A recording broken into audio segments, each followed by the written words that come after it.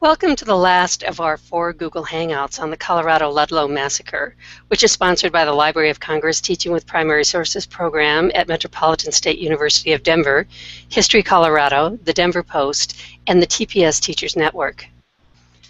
While what happened in Ludlow is a Colorado event, it happened in the context of our ever-growing dependence on fossil fuel and the national and international relations connected with extracting that fuel from the earth. Today, we want to examine Ludlow from a historical perspective, but also what it means to use it in the classroom from an educational perspective. Our guest today, Dr. Todd Laugen, he is Associate Professor at MSU Denver. Todd specializes in American history after 1865. As a former high school history and government teacher, he remains active in history education and the preparation of effective teachers. Todd's most recent publication, The Gospel of Progressivism, Moral Reform, and Labor War in Colorado, 1900 to 1930, chronicles the negotiation of progressive groups and the obstacles that constrain them, and details the fight against corporate and political corruption in Colorado during the early 20th century. Our other guest is Dr. Matthew Makley. He's Associate Professor of History at MSU Denver. Prior to MSU Denver, Matt taught courses at Arizona State University, where he specialty in Native American history and history of the American West. Matt is co-author of Reports and the Washoe Indian Sacred Place. And so we'll get started. First, we'll start with Dr. Todd Laugen, who's going to talk about the Colorado labor history and through primary sources. Todd? Hello. I thought I would start just giving us a little bit more background, historical background on Ludlow, thinking especially about the labor relations that existed in the state in the previous 20 years. Sadly, Ludlow wasn't the only time or the first time that a labor dispute degenerated into violence, outright even industrial warfare. And the pattern that we saw at Ludlow that I know you've heard about before, with worker protests, employers rejecting demands, the state government getting involved, often on the side of the employers, and then ultimately that conflict degenerating into violence, that series of steps is not unique, sadly, to Ludlow. So I thought I would just offer a little bit of background with some examples. First, thinking a little bit about how Colorado developed in the West as an industrial mining state, at the same time that it's emerging as a new territory and political entity. Industrialization and political developments parallel each other in Colorado in some interesting ways. Thinking about a place like Leadville for a minute, I have a picture of Leadville in around 1880, excuse me. Leadville was a remarkable place appearing almost out of nowhere. In 1876, it was an isolated fur trading kind of outpost with some Ute Indians. By 1880, 4 years later, there are 40,000 people packed into this small little community. And this pattern is repeated in a lot of Colorado mining communities. Aspen, Creed, a place called Cripple Creek that I want to talk more about in a minute. The infrastructure is lacking. There is an industrial facility devoted to mining and smelting that is erected quickly, devoted to hard rock mining in particular, and it's very difficult for workers and employers, I think, to adapt and to establish smooth kinds of working relationships, and to have the government also in place to avoid and help mediate potential conflicts. So Leadville and Aspen and Cripple Creek, they all emerge as single industry economies and communities. And they're not entirely unique to Colorado, in fact. There are other places in 19th century America where single industry communities emerge and are sites for important labor conflicts. Another famous example of this is at Homestead, Pennsylvania, outside of Pittsburgh. And I have a picture briefly of a battle that raged there as a result of basically a labor dispute. Questions about how long the workday should be. 8 hours or 12 hours. Andrew Carnegie, the owner of Homestead, wanted a 12-hour day. The workers wanted an 8-hour day. The dispute ended in, as the caption of this picture suggests, an awful battle. Workers even pulled out a Civil War cannon. You can see in the middle of that lithograph. Someone apparently had one in the backyard, I guess, and tried to use the cannon to fire on strikebreakers who were floating along the Monongahela River there, off to the left of that image.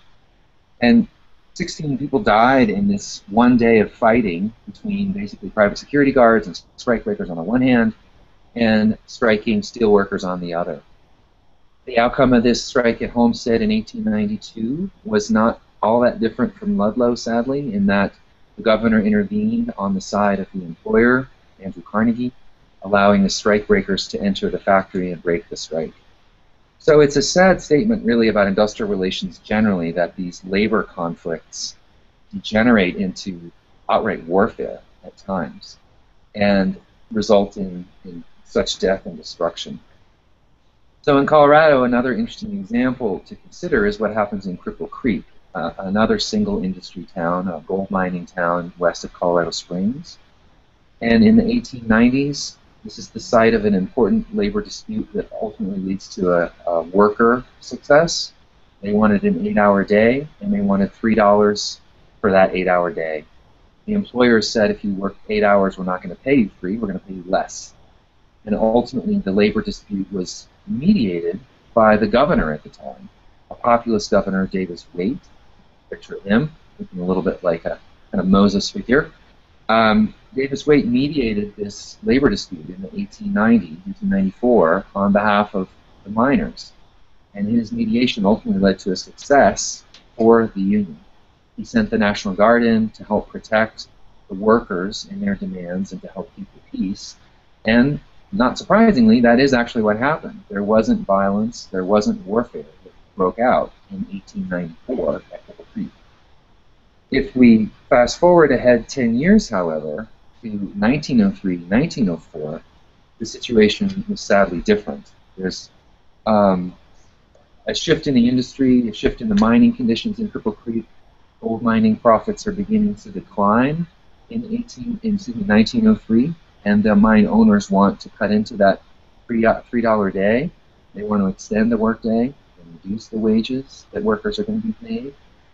This time, in 1903, we have a different governor. We don't have a governor who's sympathetic to the workers and actually even more balanced in his treatment of workers in unions and employers. We have Governor James Peabody, who's pictured here on the left in this image. And he is publicly confronting especially the high-profile leaders of a new labor union, the Western Federation of Miners, WFM. The Western Federation of Miners had made its home in Denver. Denver had become something of a union hub even for the West as a whole. More than a third of all the workers in Denver were affiliated with some kind of union in 1903. And in an interesting exchange between the governor and the head of the Western Federation of Miners here, Bill Haywood, we see a dispute playing out in some telegrams, actually, that were published by the New York World, and the website highlights, the website that I had on the image with Peabody and Big Bill Haywood lists the text of these two telegrams. So I see a question popping up here. Maybe I can just address that. Curious to know what the image was in the last slide. An aerial map of Cripple Creek. It was intended as an aerial map. It was actually an illustrated map. These were popular in the 19th century, the bird's eye view, so to speak. Although, of course, no one could get up that high in the 1890s except by a balloon. But typically this would have been illustrated for promotional purposes.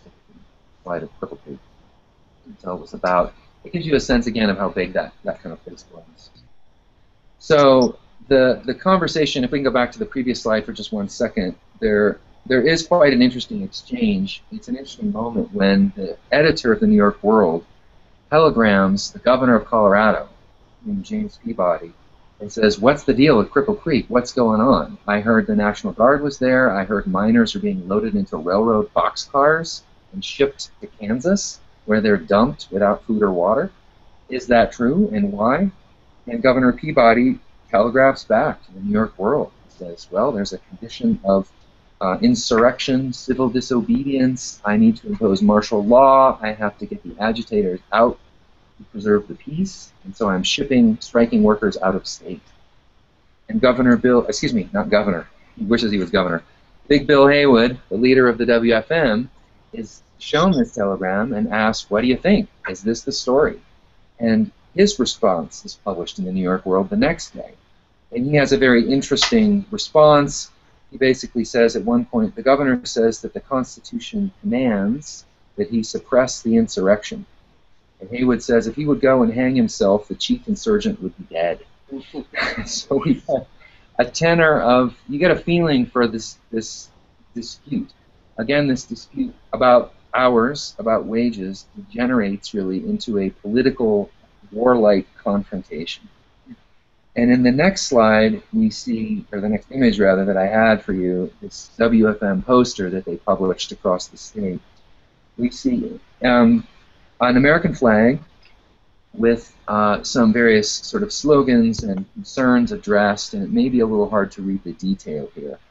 But the Western Federation of Miners Union was trying to highlight the civil liberties that were being denied, the political rights that the governor was ignoring, the use of, again, the state militia to back up the owners in this labor dispute rather than to attempt to preserve peace simply and mediate the dispute. And ultimately, as I noted, the state militia was used to incarcerate effectively the union workers and either put them in jail without charge or ship them, again, on a boxcar to Kansas. So Cripple Creek was an early example, a sad example of what was going to come really 10 years later in Ludlow. It's interesting that there's a 1893-94 dispute, 1903-1904 dispute, and then, of course, Ludlow, 1913-1914. So I picked a picture, another image for us to just consider at the end here, and then I'll respond to any questions people have, or I can go into more detail if there's some issue that's important to consider here. But this is a protest of basically boys, grade school, middle school, high school age boys in Trinidad during the Ludlow, soon after the Ludlow affair. And it's a little hard to read the text of the banner that's being carried, the placard, the sign that's being carried in the middle of this image. But essentially what it's saying there is let the public take over the mines. So again, you can see in this image, as in so many of these other strikes, a plea by striking workers, by the unions, by the children, by the wives, for some kind of government mediation, government intervention, and in this case, a demand even for government ownership of the mining industry in the state of Colorado. And it's a sad statement really about the new, very young state government that is so unable to handle this series of really intense conflicts.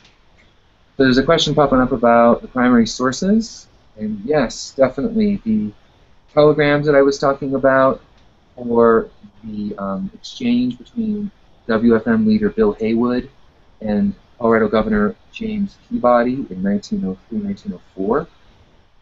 That telegram exchange can be found at a website called History Matters, which is hosted by George Mason University. I think actually you need to search for it, U.S. History Matters, the website. But I think we have the link up on a previous image, and I'm sure we could provide the direct link for you for that set of primary resources. And Todd, I have a question, since you are a former high school teacher. Yeah. This history, or the things that you've talked about, do you have some examples about how you would use this in the classroom? How would you take something such as Cripple Creek, Ludlow, and take it into your high school history class? Yeah, it's a great question. Well, I have actually taught those two conflicts in the context of thinking about industrialization and its consequences in the United States. And I like that telegram exchange in part because we get kind of a little bit of a he said, she said, although there's only one he. He said he said kind of confrontation here. And so right off the bat, it sets up a kind of puzzle. So you read the exchange between Peabody and Haywood, and you think, all right, these guys can't both be right. They're clearly contradicting each other. So which side should I believe? How can I do more research to make up my mind in terms of this conflict? So I've actually started a lesson even with those, setting the stage by announcing that there was a labor dispute that degenerated into a war. The state troopers were called in, the National Guard, to try to keep the peace. And here are the leaders of the two sides, so to speak, giving their perspectives on this conflict. And that gives us a chance to set up a problem that then students can go and investigate. So a lot of the other evidence that we could then explore in terms of pictures and even secondary sources can help students to make up their own mind about that. And a great example of power of primary sources. It's one telegram, but look at the inquiry that sets up. Yeah, it is. And they're not very long as sources either. They're each about a paragraph or 2 paragraphs long. Ingrid's is a little longer. He's a little more wordy. But yeah, it does set up an interesting puzzle for the inquiry. Well, let me get to Matt's presentation, and then I think we could talk more about application in the classroom. And let me introduce Matt Makley, and Matt is going to talk about violence in the West through primary sources. So, Matt?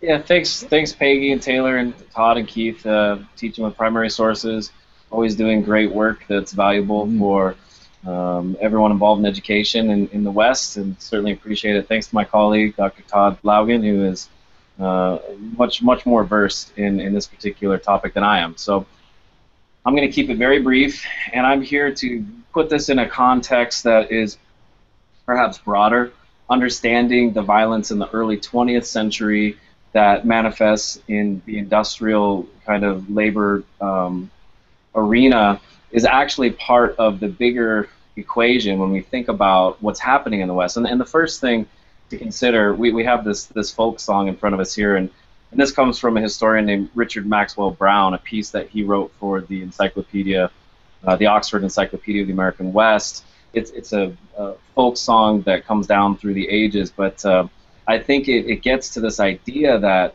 in the West there is a certain expectation that you can defend yourself, you should defend yourself, and if it requires violence, then it's appropriate. So I wanted to just talk quickly about 3 components of violence in the West, and at least this is how I'm reading it. You have a gendered component of violence in the West, and when you listen to Dr. Laugen, Todd talk about it, or when you listen to Thomas Andrews, we're usually talking about men, and often we're talking about adolescent males.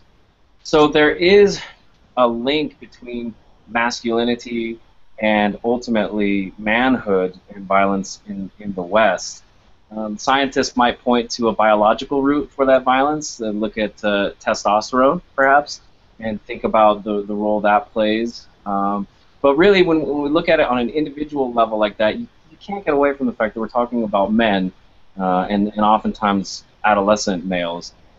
Certainly when you look at the mining towns and the cattle towns, Bodie, California, or Dodge City, Kansas, we're talking about young men with access to weapons, sometimes new technologies with respect to weapons, lots of alcohol, and that's an equation for trouble.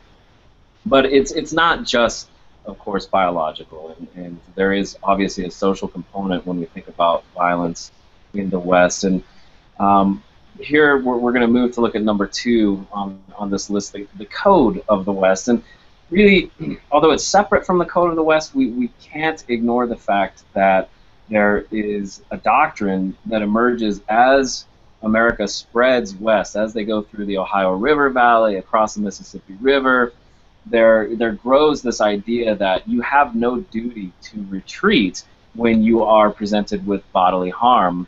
And that's moving away from the English common law system, which did require an individual to only defend themselves with violence in the absolute last case scenario, where they are literally backed into a corner. If they are backed into a corner, then they can defend themselves with violence, but there has to be no way to escape. Well, as America grew west, Americans didn't like that idea, and this came to test in courts across the West. And finally, it was codified in law after a case at the Supreme Court. Brown versus the United States in 1921, in which an individual who had killed his assailant, his knife-wielding assailant, had been convicted by a lower federal court for second-degree murder. And he appealed this through the court system, and ultimately the Supreme Court found on his behalf and claimed that he had no duty to retreat. He was entitled to defend himself from this knife-wielding assailant. And this becomes, growing out of Texas, this idea that it's okay to use violence in defense of one's self. Now, closely aligned with this no duty to retreat is an idea that's perhaps a little more ephemeral, having to do with concepts of honor and chivalry. And this is something that historians have traced really to the South and the transition of an idea of chivalry that manifests ultimately early on in France and then came to England with the knights that arrived with William in, when was the glorious 1066. Thank you. That's it. Norman Conquest. We're pushing our limits. I know. 1066. The arrival of French knights in England bring this idea of chivalry and give birth to this system of thought in which, feudal society, you can defend your honor. One should defend one's honor. And that translates pretty well into the American South because there are large landholders and obviously people who are poor, migrant workers, and of course slaves. And this idea of honor and chivalry and protecting what a person has transfers from the South and into the West so that you get this concept of honor that becomes wrapped up with masculinity. And I have a picture of President Roosevelt here. I don't know if we can flip to it, Taylor, but President Roosevelt really came to embody this idea of masculinity in the West. And Roosevelt, of course, his own life experience, he had a difficult childhood. He was a rather sickly child and was often made fun of. The people would call him names. As he was just emerging as a politician, the newspapers would often lampoon him, calling him such things as Pumpkin Lily, and suggesting that he was effeminate and perhaps weak of constitution.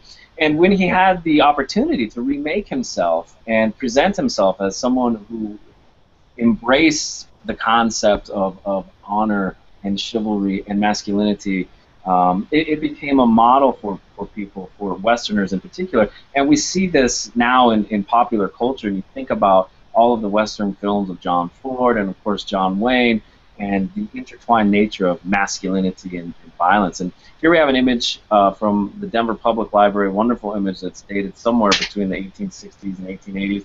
Anonymous figures, we don't have their names, but you can see these are the young men that I was talking about with the guns who went west either in search of opportunities for mining or in search of opportunities driving cattle. And often they arrived before the institutions of what we might call social control, before schools, before local forms of government authority. And when you combine that lack of social institutions with lots and lots of alcohol, not a lot of women and guns, it became quite lethal. The last thing I just want to quickly talk about so we can get to questions and discussion is what we might call systematic violence in the West, because when you look at individuals, it's easy to think about, oh, it was one-on-one violence. It was a dispute in a saloon that spilled out into the streets. And indeed, that's true. In places like Bodie, California, a mining town, there was a group of guys that came to be known as the Bad Men of Bodie, or the Bodie's Bad Men, and they were particularly violent. But what historians have found is that the violence was often confined among that group. It was a self-selecting group, so it wasn't always random. While the murder rate was incredibly high, it wasn't necessarily just random acts of violence. It was confined within a particular set of people. We also have to factor into this equation ethnic violence, particularly when you get into the early mineral fields in California. When you look at the arrival of miners from China and Ireland and all over the globe, there emerges very quickly ethnic rivalries and disputes that spill over into violence. Now, these can be categorized perhaps as violence done to one another on an individual level, but we have to also make allowances for violence that we might consider systematic violence that is incorporated in essentially the development of the industrial United States, just as Todd was talking about. And here again, I have to reference historian Richard Maxwell Brown. He's written a number of articles and one book that is really useful in conceptualizing violence in the West. And basically, Brown explains violence in this way. You take this era from roughly the 1850s, right, after California Gold in 1848, up through the early 1900s, and you have to ask, what is the broader context? And you have this battle, really, between folks who would consolidate wealth and grow their wealth and people who were working for those folks. It's a battle of incorporation, really. And Brown suggests that we can use that to understand systematic violence in the West. So I'll just give you a quick example. The Lincoln County War in 1878 in New Mexico. The idea that Billy the Kid was a hired gun working for someone who had a fair amount of wealth, a guy named Tunstall, who was himself at odds with other large-scale ranchers in the region. So these iconic American figures, these gunfighters, these Billy the Kids, it's more than just individual violence and alcohol and testosterone. They're part of something larger than themselves. They were probably quite conscious of this as well. You can look at what happened in Tombstone, Arizona in the early 1880s and late 1870s as well. Here you have an area that had not been heavily populated. Some of the first people to the area were Southern Democrats fleeing the South, groups like the Clantons, right? Ike Clanton and his father Ike Sr., and their clan of outlaws, as we think of them. They were used to a certain lifestyle in Tombstone, in southern Arizona. And when mining really takes hold in Tombstone, the incorporating forces, the people who want civility and the rule of law, and you get churches and schools, now they are at odds with the people who had been there before, like the Clantons. And so when you put the Earps, Wyatt Earp, into the equation, you have to ask, what role was he playing in that? Is he just an individual involved in the violence of the West, or is he actually involved in a war for incorporation, a battle for the soul, if you will, of Tombstone? And we can find this throughout the West. And the last thing that we'll touch on here has to do with systematic violence in the form of Wounded Knee. And Wounded Knee, of course, was just a devastating massacre that took place in December of 1890.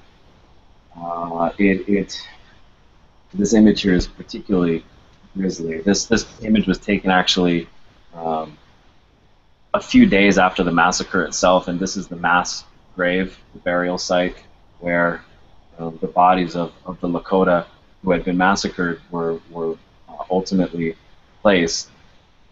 And you look at the time period here, 1890. This is right in the middle of this desire for the West to kind of find itself. What is it going to be? Are there going to be independent sovereign bands of Indian people?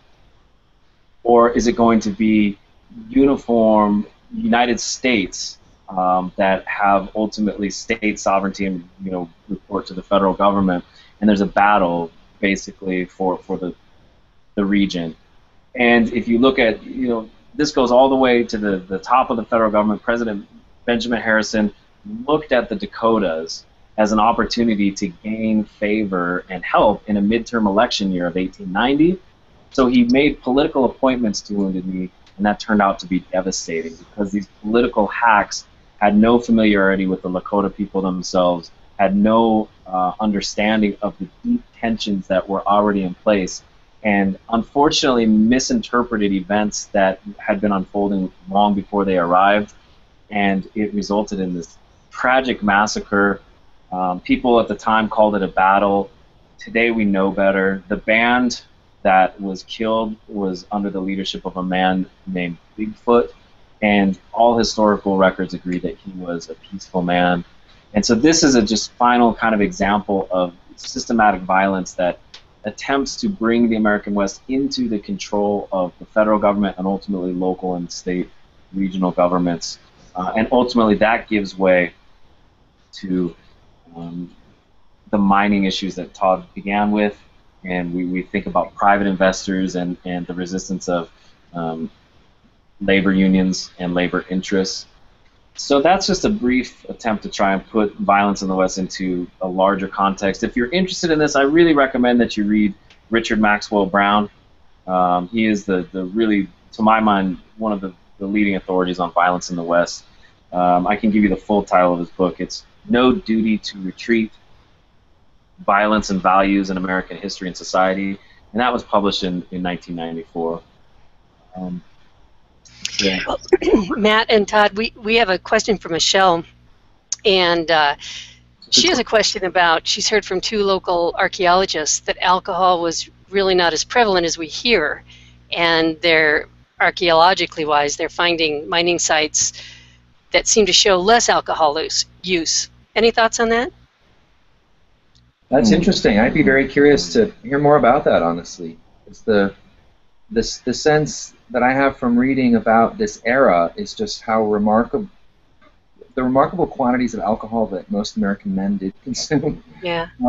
Especially in towns that didn't have good, reliable water sources. Leadville, I mentioned, had a cholera outbreak because of the contaminated water. So a lot of workers would choose to drink beer for lunch, for breakfast, for dinner, and alcohol was more readily available in saloons. But that is really a very interesting finding. I'd be curious to know more about that. Yeah, I know, obviously it's not high altitude, it's on the plains, but Dodge City had an incredible amount of institutions serving alcohol, and it was at the end of a cattle drive trail coming from Texas, and the cowboys, the cattle hands, when they would arrive, they'd get a little bit of money in their pocket, and the first thing they wanted to do is either go look at the new technologies that were available in terms of weapons, or the double action pistol, or go spend it on alcohol, and ice was becoming widely available through the insulated railroad cars, so that you could have mixed drinks. You could go to saloons, and really, everything I've read from Dodge City and Virginia City in Nevada, which was 1860s, is that there was an incredible amount of alcohol. So I'm curious and intrigued by these archaeological findings, which are compelling. Yeah. So Dana has a question, and I'll get to that in just a second. But my question, when you 2 talk about the historical context of all of this, Matt, you teach at the college level, and Todd, you've taught it at the high school level. When you present these to your classes, what tells you that you're successful? What you're looking for historical thinking. What kinds of things come from students? Tell us about how you take students through historical events such as you described, and yet you see evidence that they are making those connections, that they are engaged in historical thinking. Well, I'll just really quickly say, I think Todd and I have an assignment in common. In fact, you're the one who introduced me to it. When we talk about the Sand Creek Massacre in class, which of course took place here in Colorado, there's an opportunity for our students to go out and visit the site if they're inclined, but also to think about what life was like here in Denver in the 1860s. And we can invite them into that world with primary sources and newspaper accounts, letters, acts of the government. But Todd had an assignment where you provide students with newspaper accounts of the massacre. You provide them with testimony from participants like Colonel John Shivington and Lieutenant Silas Sewell or Soule, the interpreter John Smith, whose son, I believe, was killed at the massacre. Yeah. And you have the students read all of these, as many primary sources as you can get in their hands. And then what I did, and I did this after Todd introduced me to the topic, I had them look at the town of Shivington, Colorado, because I'm always interested in historical legacies. What does it mean today? What does violence in the West mean for us today? And I asked them to think about the name of Shivington, Colorado, and ask them ultimately, imagine that you're working for the governor and you've been given an assignment to determine if Shivington, Colorado should remain Shivington, Colorado. And they use those primary sources to answer the question. And when I read their responses and when I watch them interact with each other, that's when I'm able to assess really how they've internalized the topic, this particular topic of Sand Creek. Yeah, No, I hadn't thought about that one. Shooting in Colorado. That's a great example. Yeah, I love that particular use of sources, the application. Yeah, I like trying to set up, as I was suggesting before too, a little bit, just setting up a kind of interpretive puzzle, looking at competing points of view. In this case, we're talking especially about union workers and mine owners, but I've done it in other lessons, thinking about slave owners, ex-slave owners, and ex-slaves right after the Civil War, or thinking about men and women's view of the women's movement, and then having students do a kind of analysis that allows them to interpret and make sense of those competing perspectives. And ultimately, another example, I've had them rewrite a textbook entry to acknowledge the complexity of an issue. And a lot of times in textbooks, authorship is somewhat erased. The puzzles, the wonderings of an author are written away with a kind of divine certainty, almost, is how students, I think, see it.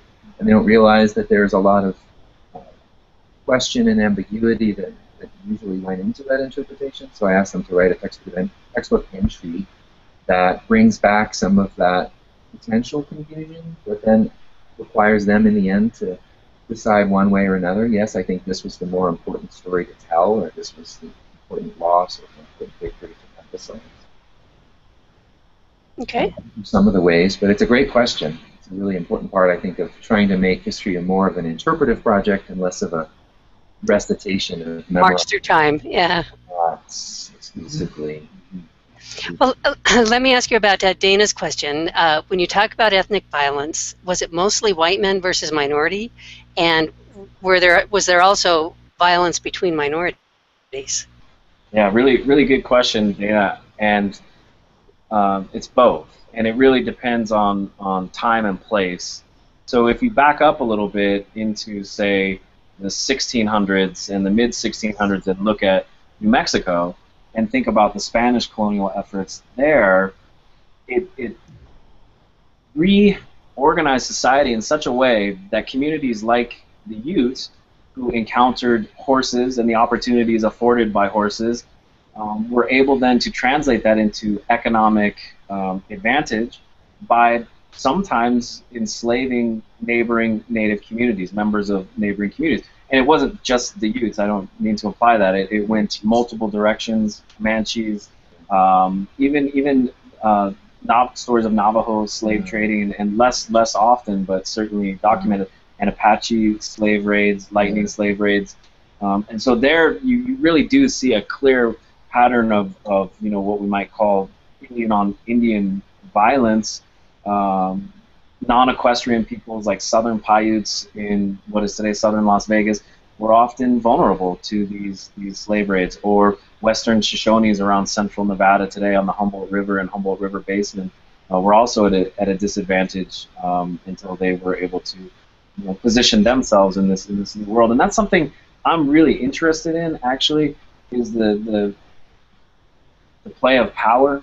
When you have relative balance of power between native group incoming Europeans, they had to, and this is really Richard White's interpretation in his book, The Middle Ground, which was published in the early 1990s, but they had to essentially build a world together, a middle ground.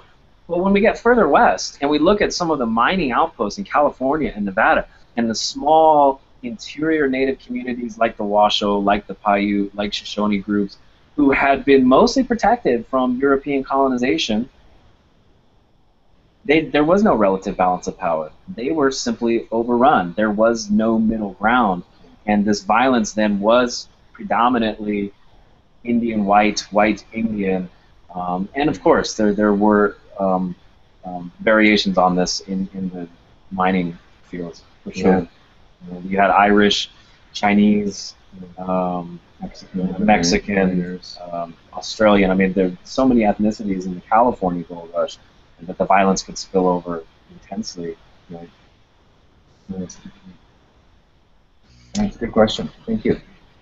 And so I'm going to ask one more. Since our 4 Google Hangouts have been sponsored by the Library of Congress and History Colorado, and the Denver Post newspaper and education, we are all institutions that promote the value of primary sources. So you two, as historians, if you had a 1-minute commercial on the power of using primary sources in the classroom, what would you say? Tough question.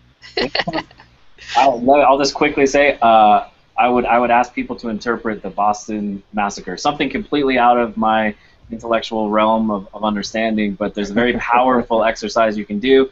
Have individuals read the account of what happened there by the English officer, I think his name is Thomas Preston, and juxtapose that with the engraving done by Paul Revere, and ask people to determine whether it was a massacre or a justified response to an unruly mob trying to raid the king's custom house. And the commercial would end with, primary sources change the way we think about significant historical events. That's great. I like that. Yeah. Okay, we're going to produce that commercial, by the way, Matt. Here we go. Go ahead, Todd. That's a good one. No, I think 1-minute commercial is tough. I think it's great to think about how the sources allow people to connect in a more immediate way with the past. Textbooks can be a useful tool, but everybody hates textbooks, honestly. They're always pretty boring. They're always boring, not pretty. They're just a real challenge to get through. And it's a little bit like assigning students the task of reading an encyclopedia or reading the dictionary, in my mind. But the primary sources help bring the past to life in such a vivid way, and it allows us to develop historical empathy, allows us to connect with people who may seem very strange and foreign to us, but in fact have very similar concerns or worries or anxieties or reactions, and yet also maintain a little bit of strangeness because we don't live in that time and world and with those sorts of constraints. So it's a great way of allowing people to connect with both the familiar and the strange in the past. But Okay. yeah, there's a lot of good examples. Okay. Anything else before we close? Well, I will just follow up quickly with one of the things Matt was talking about with the violence. It's striking that in a lot of these labor conflicts, the workers have access to guns, and that in fact the union is encouraging them to protect, keep and bear arms, essentially, to maintain their Second Amendment right. In the Cripple Creek conflict of 1903-1904, this was one of the union's big complaints, was that the governor was taking away their Second Amendment freedom, and they wanted a federal government intervention to help protect their right to own a gun. So we don't think of workers as a left-leaning unionists defending a right to own weapons, but I think in the West that was particularly important, sadly, in these labor conflicts. It really points to the complexities. We just can't allow ourselves to fall in these patterns where it's all one thing or another. And it's so easy to create these bifurcated dichotomies where it's either this or it's... Yeah. And so that's a great point, one I hadn't even really considered. Yeah. Anyway, it is striking. It is interesting. Well, and that certainly carries forward to the present. Yes. Not one way to look at it. Exactly. No, exactly. Exactly. That's it. Okay, well, we'll go ahead and wrap up. I want to, again, thank Matt and Todd for their expertise and their time today, and also Library of Congress Teaching with Primary Sources program at Metropolitan State University of Denver, History Colorado, the Denver Post, and the TPS Teachers Network. We still have availability on our bus trip to visit the historic Ludlow Massacre, Ludlow landmark in Pueblo on October 11th. And you'll see the website with the newspaper and education website to sign up for that. And with that, I think we'll end it. And thank you, Matt, and thank you, Todd. Thank you. You're welcome. Appreciate Thank you it. very much. Thanks for the questions.